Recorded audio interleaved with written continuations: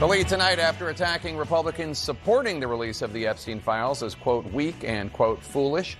President Trump now reversing course and telling Republicans to, quote, vote to release the Epstein files because we have nothing to hide and it's time to move on from this Democrat hoax, unquote. It is not a hoax. This comes just before tomorrow's expected House vote, where the bill to release the files is expected to pass overwhelmingly, despite the president's months of objections and just days after that last-ditch effort to try to sway Republican Congresswoman Lauren Boebert to drop her signature from that discharge petition, which would force this bill onto the floor of the House for a vote. This is during a White House meeting in the Situation Room of all places. CNN's Caitlin Collins is live for us at the White House. And Caitlin, why the sudden flip-flop by President Trump? And if he really wants the files released, why not just instruct Attorney General Pam Bondi to release the files right now? That's a great question, Jake. And the president was explaining his 180 here on saying he doesn't want what's happening on Capitol Hill and the drama surrounding this vote on the discharge petition to release all the files that the Justice Department has on Jeffrey Epstein to deflect or distract from his achievements that he says he has, including on affordability, something that you're going to hear him talk about any moment now at that summit alongside the franchise owners that you mentioned there, Jake. And so that's the question here. But in terms of what a 180 this is, it is quite a stark reversal by the president, because it was just last week that not only were they bringing Lauren Boebert into the Situation Room where they monitored the Osama bin Laden raid to try to convince her to change her vote, now the president is telling House Republicans they should vote for this when it comes up tomorrow.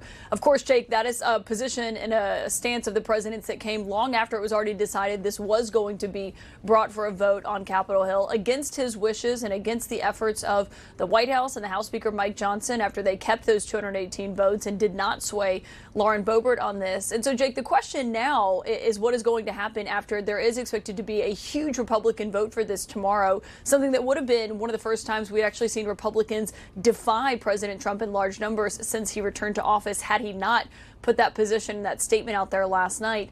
The question, though, Jake, is what happens to it after that? Does it go to the Senate for a vote? And if it came to the president's desk, would he be willing to sign it? Earlier, Jake, he told reporters yes. We'll give them everything. Sure, I would. Let the Senate look at it. Let anybody look at it. But don't talk about it too much, because honestly, I don't want to take it away from us. It's really a Democrat problem. The Democrats were Epstein's friends, all of them. And it's a hoax. The whole thing is a hoax. And I don't want to take it away from really the greatness of what the Republican Party has accomplished over the last period of time.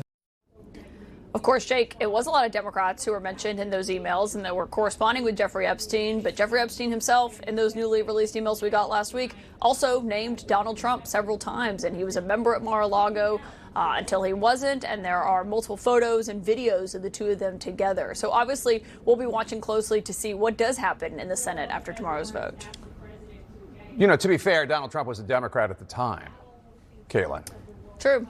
All right, Caitlin Collins at the White House. Thanks. Caitlin is back tonight with more reporting on her show, The Source with Caitlin Collins. That's tonight and every weeknight at 9 Eastern, only on CNN. Here now is Texas Congresswoman Jasmine Crockett. She's a Democrat who serves on the House Oversight Committee. Thanks so much for being here, Congresswoman. It's always good to have you. Yeah. So today, Speaker Johnson told CNN's Manu Raju that he never tried to kill the discharge petition to force this onto the floor, the Epstein bill, onto the floor for a vote. But he shares President Trump's concerns about the bill. Take a listen. We wanted to ensure that victims of these heinous crimes are completely protected from disclosure, those who don't want their names to be out there. And I'm not sure the discharge does that, and that's part of the problem. What's your response to that? I would cuss, but I'm not going to. I'm going to just say he's full of it. Number one. This is cable. You can cuss. I'm not going to do it, but I am going to say that he is full of, okay, I'm going to do it. He's full of shit. Because here's the thing.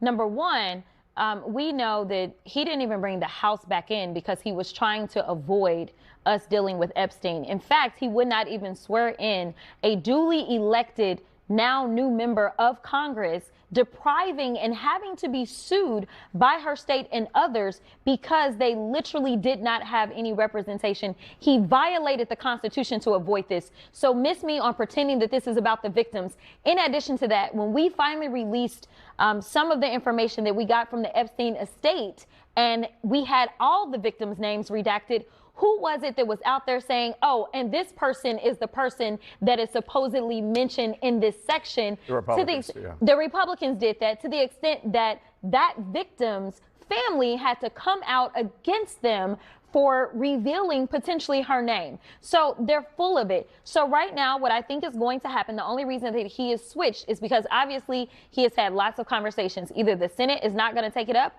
or they don't have the votes in the Senate. One of the two. But he never plans for this to actually go forward. Oh, you think this is going to get killed in the Senate? I think that this is going to get killed some way, somehow. Or the other option is that I think they're going to do the very same thing, and not necessarily the same thing, but the very reason that the files could not be released before is because there were active cases that were taking place.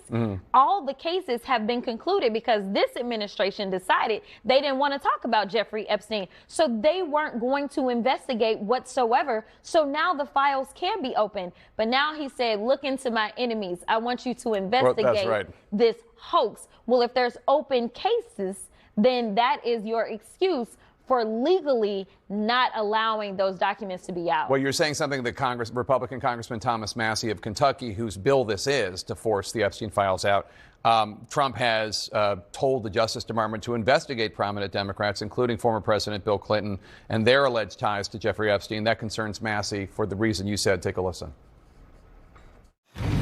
If they have ongoing investigations in certain areas, those documents can't be released. So this might be a big smokescreen, these investigations, to open a bunch of them as a last-ditch effort to prevent the release of the Epstein files.